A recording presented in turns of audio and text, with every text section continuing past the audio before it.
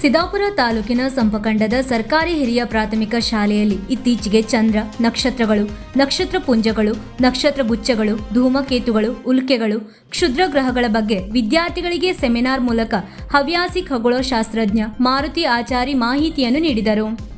ಬಾನು ಬೆರಗು ಕಾರ್ಯಕ್ರಮದಡಿಯಲ್ಲಿ ಹಮ್ಮಿಕೊಂಡ ಈ ವಿಶೇಷ ಕಾರ್ಯಕ್ರಮ ಯಶಸ್ವಿಯಾಗಿ ನಡೆದು ವಿದ್ಯಾರ್ಥಿಗಳು ಸಂಪೂರ್ಣ ಮಾಹಿತಿಯನ್ನು ಪಡೆದುಕೊಂಡರು. ಶಾಲಾ ಆವರಣದಲ್ಲಿ ಬುಧ ಗ್ರಹ, ಅರುಂಧತಿ ನಕ್ಷತ್ರ, ಗುರುಗ್ರಹ ಮತ್ತು ಉಪಗ್ರಹಗಳು, ಶನಿಗ್ರಹ ಮತ್ತು ಉಪಗ್ರಹಗಳು, ನಕ್ಷತ್ರ ಪುಂಜಗಳು, ಅವಳಿ ನಕ್ಷತ್ರಗಳು, ನಿಹಾರಿಕೆಗಳು, ಸೀರಿಯಸ್ ನಕ್ಷತ್ರಗಳನ್ನು ತೋರಿಸಲಾಯಿತು. 5 ಮತ್ತು 6ನೇ ತರಗತಿಯ ಪಠ್ಯಗಳಾದ ಬಾನಂಗಳ ಮತ್ತು ಭೂಮಿಯಿಂದಾಚೆ ಇವುಗಳಲ್ಲಿನ ವಿಷಯಗಳನ್ನು ನೈಜವಾಗಿ ಕಣ್ಣಾರೆ ನೋಡಿದ ವಿದ್ಯಾರ್ಥಿಗಳು ಅಚ್ಚರಿಯಾಗಿ ವೀಕ್ಷಿಸಿ ದೃಢಪಡಿಸಿಕೊಂಡರು.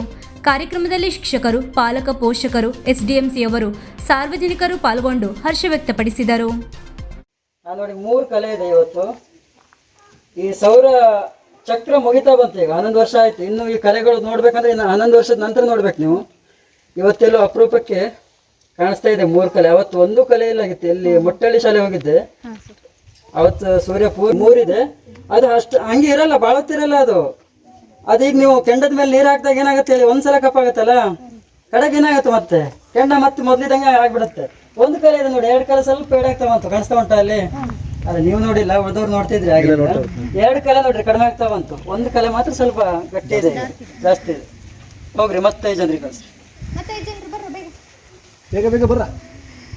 ವೀಕ್ಷಕ ಮಹಾಪ್ರಭುಗಳೇ, ನಮ್ಮ ಚಾನಲ್ ಅನ್ನು ಸಬ್ಸ್ಕ್ರೈಬ್ ಮಾಡಿ, ಶೇರ್ ಮಾಡಿ, ಪ್ರೋತ್ಸಾಹಿಸಿ.